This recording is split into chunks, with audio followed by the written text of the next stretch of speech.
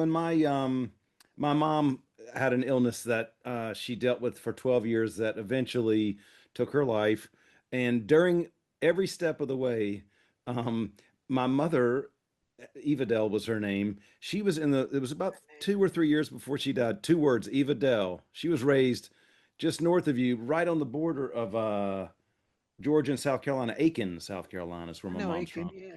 And so my mom, a couple years before she died, she was having a very difficult time physically, and she at one point she just turned to me when I was home, and then she pounded her fist on the kitchen table, and she said, "I rarely get upset about this. I rarely get angry at this illness, but she said, 'Damn it, I'm angry.'"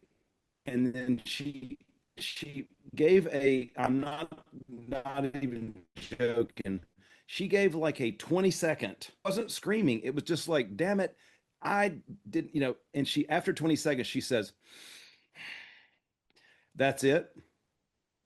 She Whew. said, thank you for listening to that.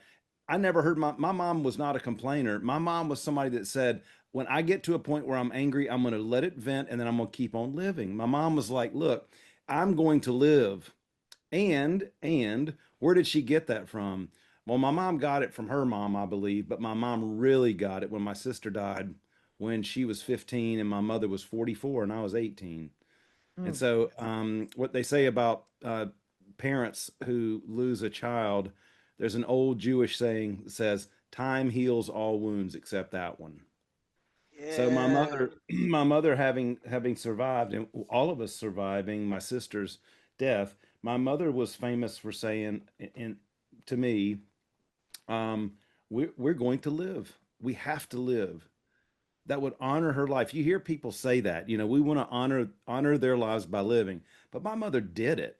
She and she taught me I watched her do it. And then when her illness came about 10 years after my sister died, my mother dealt with that with the same kind of endurance. And hey, yes, this is happening. It's not denial. And that's, I don't hear you, you're not No, denying anything. no. You're not avoiding it. You're saying this is No. happening and this is the way I'm not going to let that bring me down. There's a Yeah. lot of people. I'm knocking on wood right now, and I don't have any health issues. But if I live long enough, I'm gonna, You're and I gonna. want to. I You're want to gonna. be able to in stride. So I think that's important. Let me just say, watching and hearing people manage something like Mm. you talking about managing your health, and you talk about it not in a, you don't whine about it, you don't cry about it, you use humor, but it's appropriate, it's not dismissive humor. Right. And the Thank thing you. is, you're welcome. Well, that's a testimony. That is being a look, we learn by apprenticing. So my granddaughter went on a trip with me. It was like 2.5 hours, maybe three, because we got into some traffic, and my leg was bothering me, and because MS will do that, but some other stuff will do it as well. And so I said, oh, and I couldn't tell if it was the leg or if it was something else. And so she goes, she's 10 years old. She goes, Googie. She calls me Googie, which is the name that she gave me because I said the first word she said would be my name. She said, Googie, do you need to pray around the car? Now she thinks that I'm praying around the car when I'm walking around. I have to just get out.